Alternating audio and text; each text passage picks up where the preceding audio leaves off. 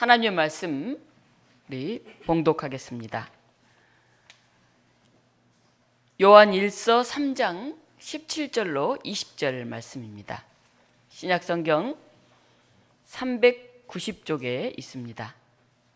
제가 17절부터 20절까지 봉독하겠습니다. 누가 이 세상의 재물을 가지고 형제의 궁핍함을 보고도 도와줄 마음을 닫으면 하나님의 사랑이 어찌 그 속에 거하겠느냐.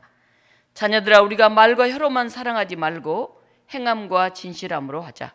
이로써 우리가 진리에 속한 줄 알고 또 우리 마음을 주 앞에 굳세게 하리니, 이는 우리 마음이 혹 우리를 책망할 일이 있어도 하나님은 우리 마음보다 크시고 모든 것을 아시기 때문이라. 아멘. 구약의 말씀 출애굽기 17장 8절로 16절 말씀입니다. 우리 17장 8절에서 16절 말씀은 교독으로 함께 봉독하겠습니다. 제가 8절 읽습니다. 그때 아말렉이 와서 이스라엘과 르비딤에서 싸우니라.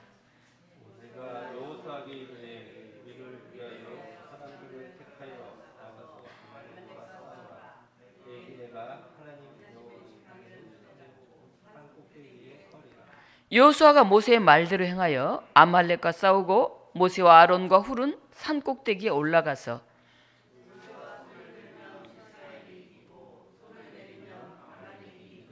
모세의 팔이 피곤하매 그들이 돌을 가져다가 모세 아래에 놓아 그가 그 위에 앉게 하고 아론과 훌이 한 사람은 이쪽에서 한 사람은 저쪽에서 모세의 손을 붙들어 올렸더니 그 손이 해가 지도록 내려오지 아니한지라.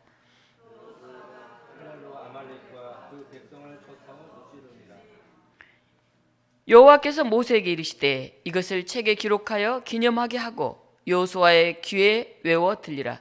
내가 아말렉을 없이 하여 천하에서 기억도 못하게 하리라.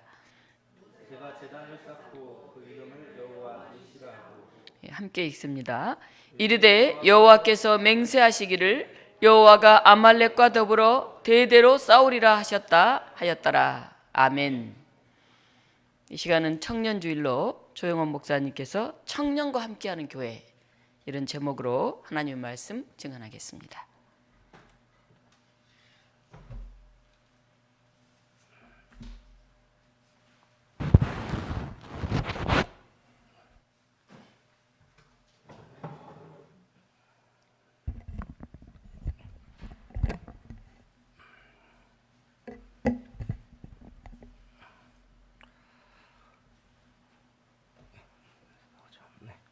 네, 오늘은 사순절 넷째 주일이자 청년 주일입니다. 청년하면 무엇이 떠오르십니까? 청년을 부르는 다른 말이 청춘입니다. 푸를 청자에 봄 춘자를 쓰죠. 만물이 푸른 봄철을 뜻하는 게 바로 청춘입니다. 그렇지만 현재 대한민국 청춘은요, 더 이상 푸르른 쪽빛이 아니라 좀 잿빛에 가까운 것 같습니다. 작년 제가 청년 주일 때도 설교를 했었는데 그때도 좀 어떻게 보면 좀 우울한 이야기들을 했었던 것 같아요. 근데 설교라는 게 현실을 반영하다 보면 오늘날의 그 청년들의 모습 그리고 삶을 보게 되면 좀 희망차고 밝은 내용들이 나오지 않은 것 같아서 좀 안타까운 마음이 듭니다. 그래서 오늘 역시 좀 무거운 주제가 될 것 같아서 좀 마음이 무겁지만 말씀 전하도록 하겠습니다. 2022년도에 그 청년들 사이에서 되게 인기가 많았던 드라마가 하나 있습니다. 그게 뭐냐면요, 나의 해방일지라는 드라마예요. 나의 해방일지는 그 수원 근처 삼포시라는 그런 가상 지역에서 서울로 출퇴근하는 그런 삼남매의 일상을 소소하게 그린 드라마였습니다. 이 드라마는 경기도민이 겪는 그 애환을 보여주었습니다. 드라마를 보면요, 경기도민이었던 그 3명의 주인공들은 매일 4시간을 출퇴근 시간으로 써야 합니다. 막차가 끊길까봐 회사 동호회 활동도 못하고요. 회식 자리에서도 눈치를 보면서 끝까지 잊지 못하고 일어납니다. 날 밝을 때 퇴근을 시작하여도 집에 도착하면 이미 깜깜해집니다. 이런 삶이 계속 반복이 되는 거죠. 얼핏 봐서는 서울로 출퇴근하는 경기도민이 겪는 그런 교통 문제처럼 보이지만요, 그 이면에는 부동산 문제, 너무나도 비싼 그런 서울 집값이 문제가 되는 것입니다. 제가 작년 4월쯤에 토지, 땅은 다 하나님의 것이다라는 주제로 제가 설교를 했었던 기억이 납니다. 하나님께서 아브라함을 부르셔서 가나안 땅을 주시고 민족을 이루게 하신 이유가 무엇이었냐면요. 바로 온 세계 열방의 모범이 되는 그런 거룩한 나라를 만들기 위해서입니다. 우리가 지금 오후에 성경 공부하는 내용도 보면 창세기 출애굽기를 하기 때문에 어르신들은 좀 더 기억하기 쉬우실 것 같아요. 즉 이스라엘의 존재 의의는 하나님의 형상을 닮은 거룩한 나라를 드러나는 데 있습니다. 그 중심에는 희년 사상이 있는데요. 이 희년을 통해 이루어지는 사회가 바로 공평하고 그런 평등한 사회인 것입니다. 그 거룩한 나라는 어떤 나라를 말하는 걸까요? 구약에서 말하는 이 나라는 7일 중 하루는 종과 가축들까지 쉬게 하는 그런 나라입니다. 7년마다 종을 해방하고 가슴을 짓누르는 그런 부채를 완전히 탕감하는 나라입니다. 그중 핵심이 50년마다 토지의 공평한 분배를 실현하는 그런 나라입니다. 그런 나라가 바로 거룩한 나라인 것이지요. 희년에서 가장 중요한 개념 중에 하나가 바로 토지의 공개념입니다. 토지는 어느 개인의 소유가 아니라 오직 하나님의 것이라는 그 고백, 이것이 바로 토지 공개념인데요. 그랬기에 출애굽했던 이 백성들이 모두 가나안에 입성했을 때 평등하게 토지를 다 분배를 받습니다. 그리고 그러한 전통이 사사시대까지는 잘 내려오게 됩니다. 그렇지만 왕정시대에 들어오면서 율법과 이 희년의 정신이 점점 지켜지지 않게 되었고 결국 이스라엘은 멸망에 이르게 됩니다. 우리가 잘 아는 구약에 나오는 이사야, 예레미야, 아모스 이런 선지자들이 하나님의 말씀인 율법과 희년을 지키라고 그리고 거룩한 나라를 만들라고 그 당시 외쳤지만요. 당시 왕을 비롯한 권력자들 그리고 지배자들은 그 말을 듣지 않았습니다. 이사야서 5장 8절입니다. 가옥에 가옥을 이으며 전토에 전토를 더하여 빈틈이 없도록 하고 이 땅 가운데서 홀로 거주하려는 자들은 화가 있을 것이다. 땅을 혼자 독차지하는 자, 토지 공개념을 지키지 않았던 자들에게 화가 닥칠 거라고 선지자들은 경고를 했던 것이죠. 과거나 현재나 부자와 가난한 자는 존재하고요. 부의 쏠림 현상 역시 해결되지 않고 있습니다. 그런데 혹시 이런 말 들어보셨는지 모르겠는데요. 현재 젊은이들이, 청년들이 부모 세대보다 가난한 첫 세대라는 이야기를 들어보셨는지 모르겠어요. 이것은 이제 통계청에 들어가서 보시면 많은 데이터로 알 수가 있습니다. PPT 하나 띄워주시겠어요? 제가 보여드리는 것은 이제 가구주 연령별 월서 등 소득 추이라는 자료예요. 이게 좀 뭔가 싶으시겠지만 제가 좀 설명을 드리도록 하겠습니다. 이게 보시면은 이 40대 파란색으로 된 사람들이 가장 소득이 높습니다. 왜 그러냐면요. 30대 이하, 20, 30대들은 이제 막 취업을 해서 연봉이 자꾸 올라가는 그런 단계에 있고요. 50대들은 어떻게 되나요? 은퇴를 하게 되죠. 그리고 60대 이상은 이제 8, 90대 어르신들까지 다 포함이기 때문에 소득이 없거나 또 평균적으로 보면 제일 가난할 수밖에 없는 그런 구조입니다. 다음 표 한번 보여드릴게요. 이것도 잠깐 설명을 드리면 2009년에서 2019년 사이를 비교를 한 거예요. 그래서 39세의 가구 그리고 청년 세대의 월 평균 소득이 여기 보면 25.7이라고 써 있죠. 맨 왼쪽에 있는 게 10년 동안 25.7%가 소득이 는 거예요. 그래서 2009년도에 평균 연봉이 3,400만 원이었는데 이게 4,300만 원 정도로 오르게 됩니다. 반면에 같은 기간 60세 이상의 세대주 가구의 월 평균 소득은 54.8%가 늘었어요. 좀 이상하지 않습니까, 이게? 예, 그렇습니다. 왜 머리 아프게 이런 걸 보여드릴까 하실 수 있어요. 근데 지금부터 중요합니다. 2019년도 그 오른쪽에 있는 걸 보게 되면 2019년도 2023년 보게 되면 청년들의 소득이 4년 동안 한 15%가 늘어날 때 60세 이상의 연령대 소득은 그 2배가 넘는 32.5%가 올라가게 돼 있습니다. 어떻게 보면 이게 소득이 올라가지만 청년들의 소득 증가율은 점점 이렇게 낮아지고요. 감소하고 있고 고연령층으로는 더 가파르게 상승하고 있는 거죠. 여기에는 다양한 원인이 있습니다. 그걸 다 제가 설명해드리고 이해시켜드리고 하는 것은 너무 어렵고요. 가장 큰 문제는 역시 집입니다. 2019년도는 다들 잘 아시다시피 코로나19가 발생한 시기죠. 코로나19로 인해서 막 경제들이 많이 파탄이 나고 어려워졌기 때문에 그 정부는 이제 통화 정책을 완화를 해서요. 그런 것들이 좀 한동안 지속이 됩니다. 이때 문제가 생긴 게 주택 임대 가격이 올라가게 돼요. 그러면서 전월세 가격도 많이 올라가게 됩니다. 부동산 가격을 못 잡은 겁니다. 근데 다들 아시다시피 청년들이 전월세에 사는 경우가 훨씬 많죠. 나이가 많으신 분들은 자가 있는 분들이 많지만 청년들은 전세나 월세를 살아야 돼요. 저 역시도 지금 그렇게 살고 있습니다. 그러다 보니까 빚이 많이 늘어나게 되는 거예요. 월세가 올라가다 보니까. 코로나 발생 전에 부채 중 전월세 보전금 마련을 위해서 대출의 비율이 그 전에는 20%였는데 이후에 30%까지 올라가게 됩니다. 반면에 중장년층 같은 경우는 6.2%였는데 코로나 이후에도 5.6%밖에 안 돼요. 1%가 오히려 떨어졌어요. 거의 같다는 얘기입니다. 같은 기간에 중장년층의 부동산 자산은 3억 4천에서 4억 4천으로 늘었습니다. 한 1억이 넘게 늘었어요. 거기에다가 코로나 때 미국발의 그런 금리 인상으로 인해서 가장 많이 피해를 본 것도 청년들입니다. 통계청의 자료에 따르면요. 기준 금리가 1%가 올라요. 이율이 1%가 오르게 되면 20대는 연간 30만 원 정도를 덜 쓴다고 합니다. 소비를 줄인다고 하는 거예요. 전월세 그럼 대출을 그런 값을 갚아야 하기 때문에 그런 거죠. 반면에 60대는 주택 보유율이 높고 청년들이 어떻게 보면 전월세를 받는 그런 세대잖아요. 그래서 금리가 올라가도 1%가 올랐는데 줄어드는 그 소비액은 3만 6천 원밖에 안 된다고 합니다. 집이 있고 없고의 차이로 인해서 한 8.4배의 소비 패턴이 달라지게 되는 거예요.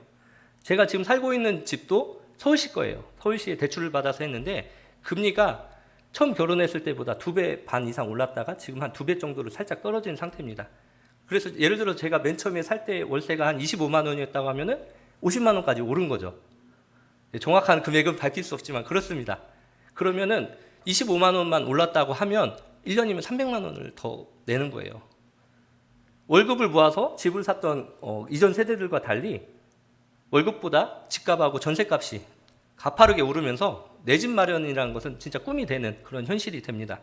이에 대해서 충남대 경제학과 교수는 진짜 문제는 자산 때문에 발생한다라는 이런 얘기를 하세요. 소득이 증가를 하지만 부동산이나 다른 재산들이 훨씬 비싸게 올라가기 때문에 그 상승 속도를 따라갈 수 없다. 그렇기 때문에 젊은 사람들은 자산을 축적할 수 없고 그 있는 돈들도 어떻게 보면 월세로 다 내야 하기 때문에 가난한 세대가 될 수밖에 없다라는 이야기를 합니다. 그래도 뭐 예전보다 잘 살게 되지 않았냐 이런 얘기 할 수 있어요. 맞습니다. 실제로 우리나라는 지난 50년 동안에 임금이 30배가 올랐습니다. 30배가 올랐어요. 이거는 전 세계적으로도 유례가 없고요. 개발도상국에서 선진국이 된 거의 유일무이한 나라입니다. 이에 대해서 앞으로 향후 50년을 보잖아요. 그러면 한국경제협회 그 대표이신 이종화 고려대 경제학과 교수에 따르면은 미래의 대한민국은 50년간 소득이 한 2배 상승할 거라는 그런 예측을 합니다. 2배 오른답니다. 연봉이요. 이미 경제 성장은 한계에 다다르고 있다는 거죠. 연봉은 오르지 않는 상태에서 물가는 또 오릅니다. 그러면 어떻게 될까요? 우리 청년들은 낮은 임금 또 주택 대출 때문에 결혼도 힘들고 또 아기도 못 낳죠. 그리고 기르는 거 포기하게 되는 겁니다. 이것은 이제 경제를 포함한 대한민국 사회 전반에 걸쳐서 악영향을 끼치게 될 거라는 거예요. 땅과 주택을 가진 자들이 땅과 주택을 투기와 영리 목적으로 생각하고 있는 것을 바꾸지 않으면 우리나라의 그 미래는 없다는 거죠. 근데 청년들에게 더욱 암울한 현실이 뭐냐면 현재 부를 가지고 있는 사람도 그리고 사회 구조와 시스템을 설계하고 결정을 내리는 사람들도 모두 청년들이 아니라는 거예요. 개발도상국과 같은 인구 분포가 좀 젊은 인구들이 많은 곳은요, 이 머릿수로 그 개혁이 일어나기도 합니다.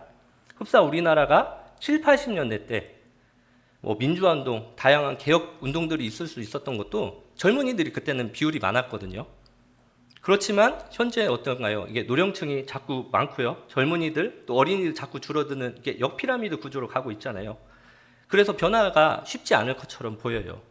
어떻게 보면 자신의 기득권을 내려놓는 것, 그리고 개인 혹은 또 집단의 이기주의에서 벗어나는 것은 정말 어려운 일이기 때문입니다. 그렇게 저는 이 한국교회가 이러한 구조를 바꾸는데 앞장서야 된다고 생각을 해요. 3.5%의 법칙이라는 게 있습니다. 국가 전체 인구 중에 3.5%의 사람들이 참여한 그 시민운동은 실패하지 않는다는 거예요. 다 성공했다는 겁니다.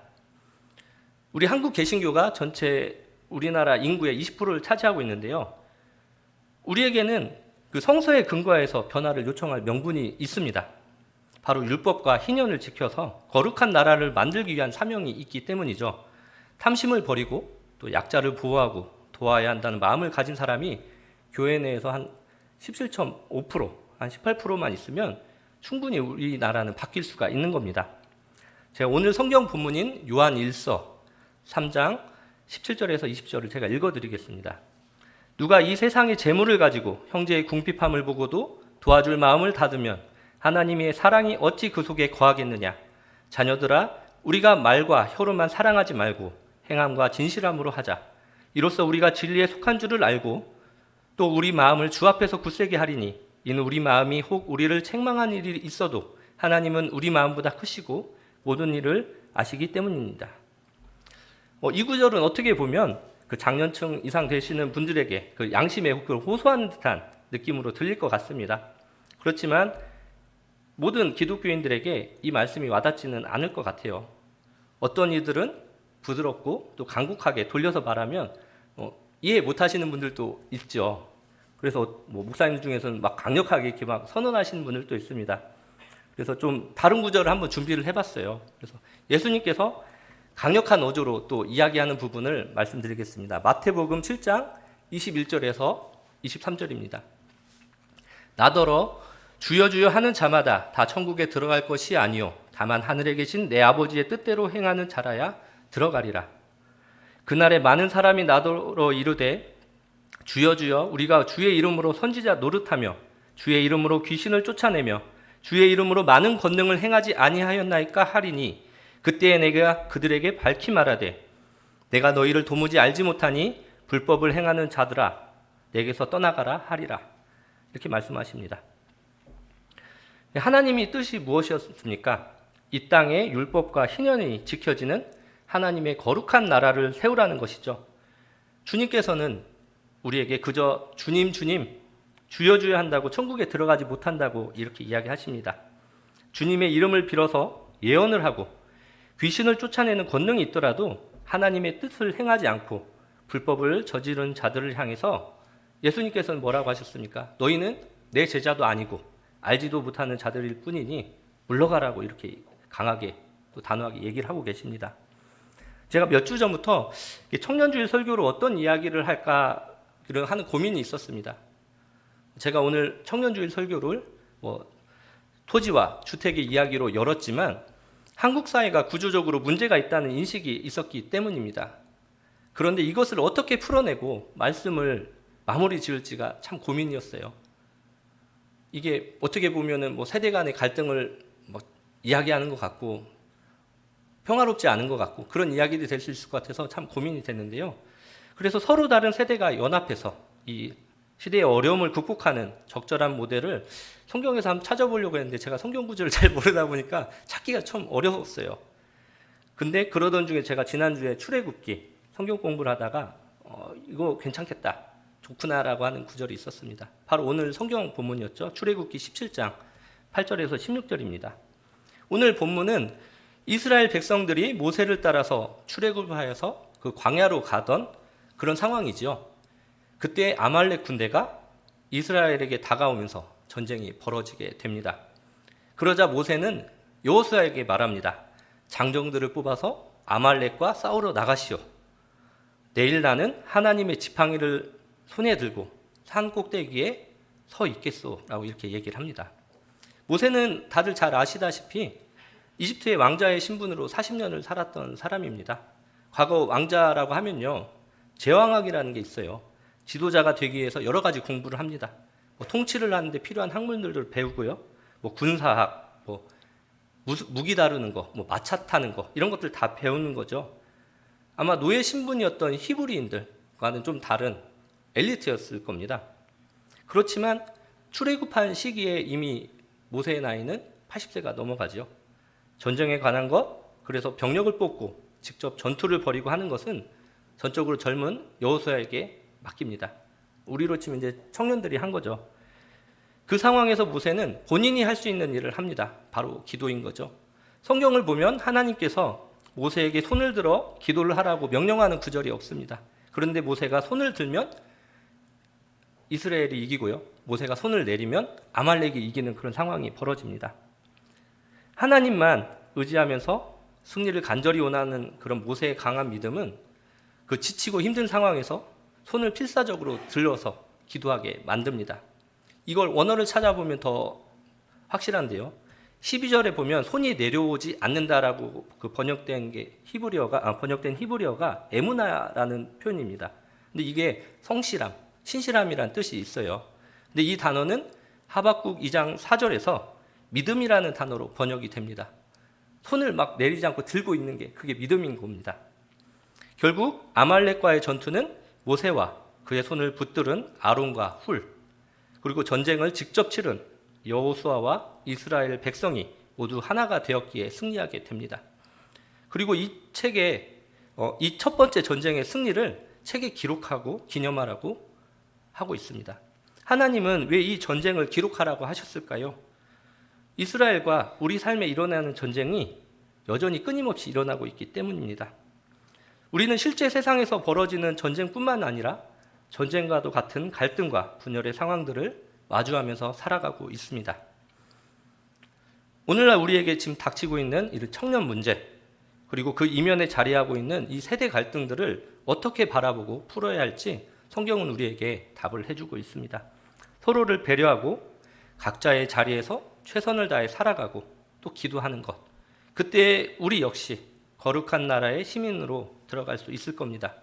이런 교회를 위해서 노력하는 우리 독립문교회 교우님들이 되시길 간절히 바라봅니다. 네, 기도하겠습니다. 이 땅의 청년들을 사랑하시는 주님, 청년주의를 맞아 함께 예배를 드리게 하심을 감사합니다.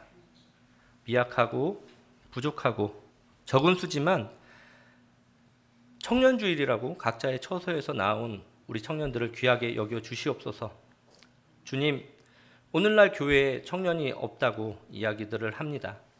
청년들이 살아가기에 팍팍한 현실에서 교회가 그들에게 충분한 위로와 격려를 해주지 못했는지를 한번 돌아봅니다. 이 땅의 청년들의 슬픔을 보시는 주님, 그 어느 때보다 높은 학력과 스펙, 자기 개발을 하며 치열한 경쟁 상황 구조에서 살아온 그 인생들을 살지만 정작 청년들이 느끼는 것은 막막한 현실의 벽입니다.